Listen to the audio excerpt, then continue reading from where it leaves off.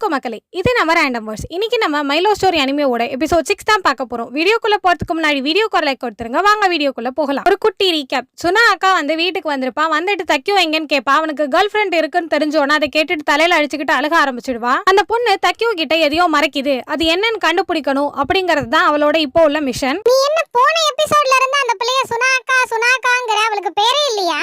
இருக்கு அவ பேரும் சுனாக்காவா ஐ. இது என்ன ஐ ஜீன்லாம் பேர் வச்சிருக்காங்க. சரி என்னமோ ஒண்ணு. அடுத்து நம்ம தக்கியோவை காட்டுவாங்க. அவன் எதையும் யோசிச்சுக்கிட்டு இருப்பான். அப்ப எமட்டோ வந்து மெசேஜ் பண்ணிருப்பா. என்னன்னா, ஸ்டார்ஸ் பாத்தியா தக்கியோ, நான் இது வரைக்கும் இந்த வால் நட்சத்திரத்தை பார்த்ததே இல்ல, நம்ம ரெண்டு பேரும் ஒன்னா பாக்கணும் அப்படிலாம் சொல்லிக்கிட்டு இருக்கும். இந்த பிள்ளைக்கு வேற வேலையே இல்லையா? இதுங்க ரெண்டு லவ் பண்ணுதுங்களா இல்ல சயின்ஸ் எக்ஸிபிஷனுக்கு ப்ரிப்பேர் பண்ணுதுங்களா? எந்நேரம் பார்த்தாலும் ஸ்டார் மூணை பத்தியே பேசிக்கிட்டு இருக்குங்களே. அப்ப இந்த மரமண்டைக்கு ஒண்ணு புரியும். இந்த எமட்டோ வந்து எதையோ மறைச்சுக்கிட்டே இருக்கா, என்னங்கறத சொல்லிடு எமட்டோ, நீ ஃபீல் பண்ணாத, உள்ளுக்குள்ளே வச்சுக்காத அப்படின்னு அவன் நினைப்பான். அதை என்னன்னு தான் சொல்லி தொலையேன், ஏன் ஒரு எபிசோடு கதையை இழுத்துக்கிட்டு இருக்க. அடுத்து சுனா அக்காவை காட்டுவாங்க. அவ ஏதோ அவங்களோட சின்ன வயசு போட்டோ ஆல்பம்லாம் பார்த்துட்டு பக்கத்திலேயே ஒரு பூவே பார்த்துக்கிட்டு இருப்பா. அதையே ஃபோக்கஸ் பண்ணுவாங்க. ஏதோ பிளாஷ்பேக் தான் காட்ட போறாங்கன்னு நினைச்சான். அதை அப்படியே விட்டுட்டு தக்கியோவை காட்டுவாங்க. அவன் உருன்னு எதையோ உட்காந்து படிச்சுக்கிட்டு இருப்பான். இவன் இன்னும் இந்த ஒரே நாளில் பெண்களை புரிந்து கொள்வது எப்படி அப்படிங்கிற புக்கை விடவே இல்லையா, அதையே உட்காந்து நேத்துல இருந்து படிச்சுக்கிட்டு இருக்கான். சுனாச்செல்ல வந்து அவன் பக்கத்திலேயே நிற்கும். அதை கூட கண்டுக்காம அந்த புக்கே படிச்சுக்கிட்டு இருப்பான்.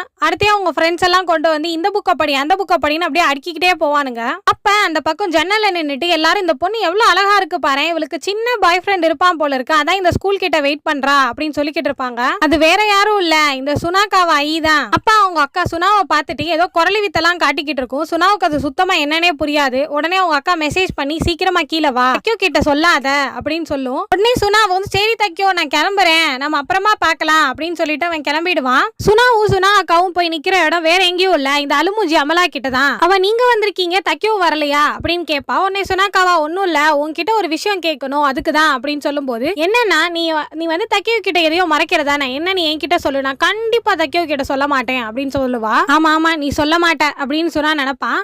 தக்கியோவுக்கு அது தெரிஞ்சிருக்கு. தக்கியோ ரொம்ப கவலைப்படுறான், அவன் ரொம்ப சந்தோஷமா இருக்கணும், அதுதான் எனக்கு வேணும் அப்படின்லாம் சுனாக்காவை என்னமோ பேசிக்கிட்டே இருக்கும். தக்கியோ ரொம்ப நல்லவன், ஆனா அவன் நினைக்கிற மாதிரி நான் ரொம்ப பியூரான பொண்ணு கிடையாது அப்படின்னு சொன்னோன்னே அவன் ரொம்ப அதிர்ச்சி ஆவா. ஏன் சுனா கூட எப்பயுமே ஒரே ரியாக்ஷன் தான் காட்டுவான், அவன் கூட அதிர்ச்சி ஆயிடுவான். அது என்னன்னா அப்படின்னு திரும்பி நின்னுக்கிட்டு சொல்ல ஆரம்பிக்கும். தக்கியோவுக்கு வந்து நைஸ் ஸ்கின் இல்ல அப்படின்னு சொல்லுவா. ஆமா அவன் சீக்கிரமாவே தூங்கிடுவான், அதனாலதான் அவனுக்கு நைஸ் ஸ்கின்னு அப்படின்னு அவங்க அக்கா சொல்லுவா. அப்புறம் அவனோட ஐப்ரோஸ் கூட ரொம்ப அழகா இருக்கும் அப்படின்னு எமட்டோ சொல்லும். ஆமா அதுதான் அவனுக்கு அழகே அப்படின்னு வந்து சுனாக்காவா சொல்லுவா. அப்புறம் அவன் வந்து உடம்பு நல்லா இருக்கும், அவன் பாடியை ஃபிட்டா வச்சிருக்கான் அப்படின்னு சொல்லும்போது அவங்க அக்காவும் ஆமான்னு எல்லாத்துக்கும் ஆமாஞ்சாபி போட்டுக்கிட்டே இருக்கும். இதெல்லாம் கேட்டுட்டு சுனாச்செல்ல வந்து எங்கேயோ போயிடும். அவனோட லிப்ஸ் எல்லாம் செக்ஸியா இருக்கு அப்படிலாம் சொல்லிட்டு, ஆனா அவன் வந்து பெரிய பையன் ஆகிற வரைக்கும் என்ன தொடவே மாட்டேன்னு சொல்லிட்டான், அதுதான் எனக்கு கவலையா இருக்கு அப்படின்னு இந்த எமட்டோ சொல்லும். நான் கூட என்னமோ ஏதோ நினைச்சேன், பார்த்தா இந்த பக்கிங்க ரெண்டு இதை பத்தி பேசிக்கிட்டு இருக்குங்க. அவங்க அக்கா அதை பேசுறதை நிறுத்திட்டு அதிர்ச்சியா பாப்பா.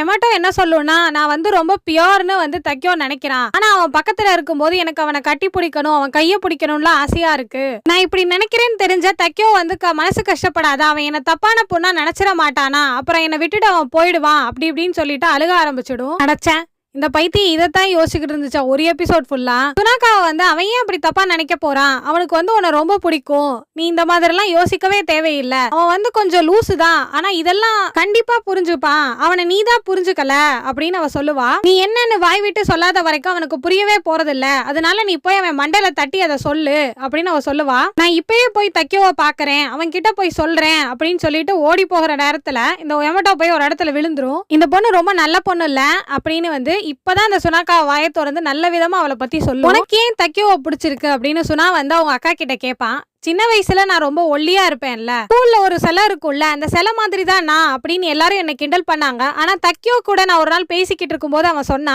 அந்த ஷாப்ல இருக்கிற பூ மாதிரி தான் நீங்க, ரொம்ப அழகா இருக்கீங்க அப்படின்னு சொன்னா. அவ்வளோதான் அப்படின்னு சொன்னோன்னே, இவ்வளோதானே, இதுக்கா இவ்வளோ ஓவரா பில்டப் கொடுத்த அப்படின்னு சொன்னா கேட்பான். உனக்கு வேணா அது சாதாரணமா இருந்திருக்கலாம், ஆனா அதுல இருந்தே எனக்கு அவனை பிடிக்க ஆரம்பிச்சிருந்துச்சு, அப்பவே அவன்கிட்ட சொல்லியிருக்கலாம்ல அப்படின்னு சொன்னா கேட்பான். எனக்கும் அவனுக்கும் 3 வயசு டிஃபரன்ஸ் இருந்துச்சுல, எப்படி போய் அவன் கிட்ட சொல்ற, அட்லீஸ்ட் அவன் காலேஜ் வரைக்குமாவது வெயிட் பண்ணுவான் அப்படின்னு நான் நினைச்சுக்கிட்டு இருந்தேன். இதுக்குள்ள அவனுக்கு கேர்ள் ஃப்ரெண்ட் கிடைக்கும் நான் என்ன கனவா கண்டேன் அப்படின்னு அவன் சொல்லுவா. அவன் தான் கூலாச்சே, அவனுக்கு எப்பயோ கேர்ள் ஃப்ரெண்ட் கிடைச்சிருக்கும் அப்படின்னு சுனா சொல்லுவான். சபா முடியவே இல்லை, எல்லாரும் அவனையே புகழ்ந்துகிட்டு இருக்கானுங்க. சரி வா வீட்டுக்கு போவோம் அப்படின்னு 2 பேரும் நடந்து போய்கிட்டு இருப்பாங்க. அப்ப பார்த்தா மரத்துல இந்த குண்டு பல்பு தலையன் தான் என்னத்தையோ பாத்துக்கிட்டு இருப்பான். என்னன்னு பார்த்தா ஒரு பூனையை பயமுறுத்திக்கிட்டு இருப்பான். என்னடா நீ பண்ற மேல அப்படின்னு சுனா கேட்பான். தக்கியோ உடனே இல்ல, இந்த பூனை வந்து கீழே வரதுக்கு ரொம்ப பயப்படுது, அதனால நான் தான் ஹெல்ப் பண்ணிக்கிட்டு இருக்கேன் அப்படின்னு சொல்லுவான். அதுக்கு அந்த பூனை ஒரு லுக்கு கொடுக்கும் பாரு. நான் எங்கடா சொன்னேன், நீ தானடா என்ன புடிச்சு வலுக்கட்டாயமா கீழே இறக்கிக்கிட்டு இருக்கா, உன்னை பார்த்து பயந்து தாண்டா நான் கீழே வராமலே இருக்கேன். உடனே சுனா வந்து எமட்டோ உன் வீட்டுக்கு தான் போயிருக்கான், அதுவும் அந்த அழுமூஞ்சி அழுதுகிட்டே வேற போயிருக்கு, சீக்கிரமா போய் பாரு, அழுதுகிட்டே எங்கேயாவது கிணத்துல விழுந்துற போகுது அப்படின்னு சொல்லுவான். என்ன எமட்டோ அழுதாளா அப்படின்னு அந்த பூனையை சுனா கையில கொடுத்துட்டு விருட்டுன்னு அங்க இருந்து ஓடி போக ஆரம்பிச்சிருவான். அவன் ஓடுறத பார்த்தோன்னா சுனாவோட அக்கா ஃபீல்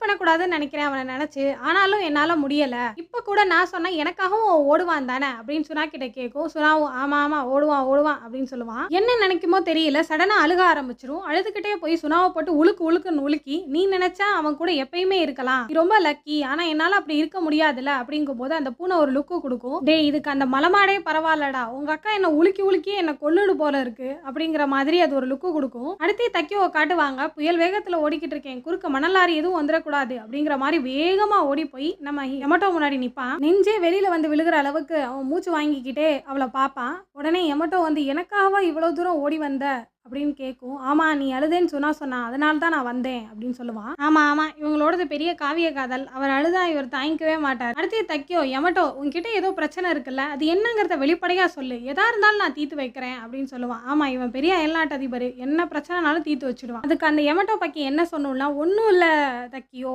எனக்கு வந்து உன்னோட கையை பிடிக்கணும், நீ நினைக்கிற மாதிரி நான் பியூரான பொண்ணு கிடையாது, நான் தப்பான பொண்ணு, இந்த மாதிரி தாட்டெல்லாம் எனக்கு இருக்கு பாரு அப்படின்லாம் சொல்லிக்கிட்டு இருக்கும். வா டைனோசர் காலத்திலேயே அழிஞ்ச சீனெல்லாம் தூக்கி கொண்டாந்து இந்த ஆத்தர் இங்க வச்சிருக்காரு. உடனே தக்கியோவும் இவ்வளவுதானா, இதுக்கா இவ்வளவு பில்டப் கொடுத்தேன் அப்படின்னு அவ கையை பிடிச்சி ஒரு சுத்தி வா நம்ம பார்க்குக்கு போவோம், அங்க போய் பேசிக்கலாம் அப்படின்னு கூட்டிட்டு போயிருவான். அவங்க நடந்து போகும்போது என்னது மூஞ்சியில ரெட் கலர்ல கோடா விழுந்திருக்கு படுறாங்க போல இருக்கு. 2 பேரும் வெக்கப்பட்டுக்கிட்டே நடந்து போய்கிட்டு இருக்குங்க.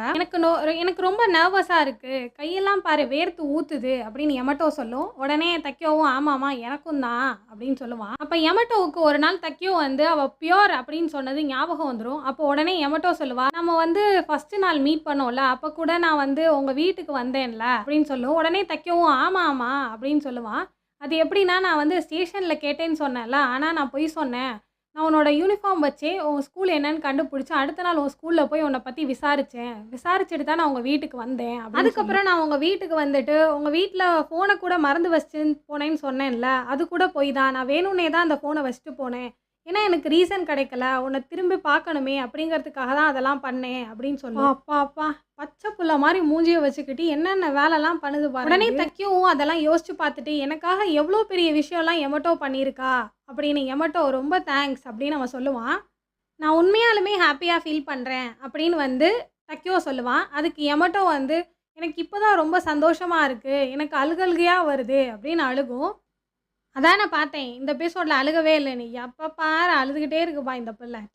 அடுத்தே வந்து தக்கியோ சொல்லுவான், நான் ஒரு நாள் நெருப்புக்குள்ளே குதிச்சேன்ல, அப்பையிலேருந்து நான் ஒரு சபதம் எடுத்துக்கிட்டேன், உன்னை என்றைக்குமே அழுக வைக்கக்கூடாது, ஆனால் பாரு இன்னைக்கு நீ அழுகிறதுக்கு காரணமாகிட்டேன் அப்படின்னு அவன் சொல்லுவான். சேச்சே இதெல்லாம் நீ அழுகிறதுல சேர்த்துக்க கூடாது, இது ஆனந்த கண்ணீர் அப்படின்னு அது சொல்லும். உடனே தக்கியோ வந்து இன்னைக்கு நைட்டு நீ தூங்கும்போது எப்பயுமே சிரிச்சுக்கிட்டே தூங்குவதானே, இனிமேல் அழுகவே மாட்டேல்ல அப்படின்னு கேட்பான். ஆமா நான் ரொம்ப சந்தோஷமா இருக்கேன், இனிமேல் நான் சிரிச்சுட்டே தான் இருப்பேன் எப்பயுமே அப்படின்னு ஒரு 2 பேரும் சிரிக்கிற மாதிரியே காட்டுவாங்க. அப்படியே அந்த இடத்த அப்படியே ஃப்ரீஸ் பண்ணி அவங்க 2 பேரும் மூஞ்சியை திருப்பி சூம்ல காட்டிக்கிட்டே இருப்பாங்க. அடுத்து வானத்தை காட்டி அந்த சீனை முடிச்சிருவாங்க. அடுத்து சுனாவும் சுனா அக்காவும் நடந்து போய்கிட்டு இருப்பாங்க. எங்கன்னா சுனா அக்கா வந்து அவள் ஊருக்கு போகிறேன், நான் இப்போவே கிளம்புறேன் அப்படின்னு கிளம்பி சுனா வந்து எதுக்கு இப்போவே இருந்துகிட்டே போகலாமே அப்படிங்கும்போது, இல்லை தக்கியோ நான் பார்த்துட்டேன், அவள் ரொம்ப சந்தோஷமாக இருக்கான், அதுவே எனக்கு போதும், நான் இப்படியே கிளம்புறேன் அப்படி 90ஸ்ல வர ஹீரோ மாதிரியே இது. இந்த சுனாவுக்கு எக்ஸ்ப்ரெஷன் கொடுக்க மாட்றாங்க, ஒரு நல்ல ட்ரெஸ்ஸு கொடுக்க மாட்றாங்க, எந்நேரம் பார்த்தாலும் சுனா யூனிஃபார்ம். அவங்க அக்கா ட்ரெயினில் போயிட்டு இருக்கும்போது ஏதோ ஒரு விஷயத்த ஆச்சரியமாக பார்க்கும், எல்லாருமே ஆச்சரியப்படுவாங்க அதை பார்த்து. என்னன்னு பார்த்தா ஒரு ஷூட்டிங் ஸ்டார் போகும். உடனே இந்த எமட்டோ வேற பொழப்பே இல்லாமல், தக்கியோ நான் இன்னைக்கு ஷூட்டிங் ஸ்டாரை பார்த்துட்டேன், என்ன விஷயம் தெரியுமா பண்ணேன், நீயும் நானும் எப்பயுமே ஒரே மாதிரி ஒன்றாவே இருக்கணும் அப்படிங்கிறது தான் என்னோட ஆசை, அதை தான் நான் விஷயம் எடுத்துக்கிட்டேன் அப்படின்னு சொல்லும்.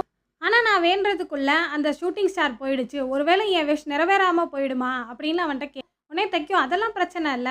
கண்டிப்பா உன் விஷ் நிறைவேறும் அப்படின்னு சொல்லும். அடுத்து தைக்கோ சுனா ரூம்குள்ள போறத காட்டுவாங்க.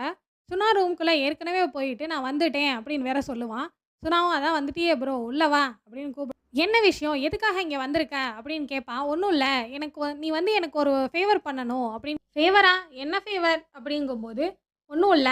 நான் வந்து எமட்டோவோட கைய புடிச்சேன். ஆனா எனக்கு கை ஒழுங்கா புடிக்க வரல. அடுத்து வந்து நான் அவள கிஸ் பண்ணணும்.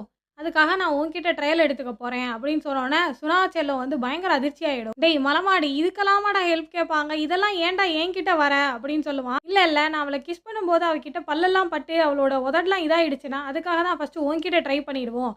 அதுக்கப்புறமா போய் அவகிட்ட ட்ரை பண்றேன் அப்படின்னு முடியாது. நீ வேணா போய் உன் பில்லோ கிட்ட ட்ரை பண்ணி பாரு அப்படின்னு சொல்லுவான். அதுகிட்ட நான் ஏற்கனவே ட்ரை பண்ணிட்டேன். அது இப்ப சமாதியில தான் புதைக்கணும் அப்படிங்கிற அளவுக்கு அது கிடக்கும். அப்ப வேற யார்கிட்டயாவது கேளு அப்படிங்கும்போது, இல்ல நீ தான் சரி. நீ தான் யார்கிட்டயும் இந்த விஷயத்தெல்லாம் சொல்ல மாட்ட. அதனால உன்கிட்ட தான் நான் ட்ரை பண்ணுவேன். கவலைப்படாத. நான் ஒரு செல்லோ டேப் எடுத்துட்டு வந்திருக்கேன். அத அப்படியே உன் வாயில வச்சு ஒட்டி விட்டுருவோம். அப்புறமா நான் கிஸ் பண்றேன் அப்படின்னு சொல்லுவான். சுனா வந்து முடியாதுன்னு சொல்றத கூட கேட்காம அந்த டேப்ப வச்சு அவன் வாய ஒரேடியா ஒட்டிடுவான். மூஞ்சியோட சேர்த்து. அடே ஆத்தரு சுனாவுக்கு ஒரு கேர்ள் ஃப்ரெண்ட கூட்டிட்டு வாடானா இந்த தக்கியும் மலமாட கோர்த்து விடுறேன் அவன் கூட போய். அடுத்தே சுனா கத்துற சவுண்டு தான் கேட்கும். அதோட நிறுத்திடுவாங்க. அடுத்து யமட்டோ வந்து எதையோ உட்காந்து கிண்டிக்கிட்டு இருக்கும். யமட்டோ பக்கி உன்னால தான் அந்த தக்கியோ வந்து அவனை மானபங்கப்படுத்திக்கிட்டு. அதை நீ கவனிச்சியா? இதோட இந்த எபிசோட் முடியுது மக்களே. அடுத்த எபிசோட்ல உங்களை மீட் பண்றேன். அது வரைக்கும் சயனோரா கைஸ். அரிகத்தோ கோசாயம.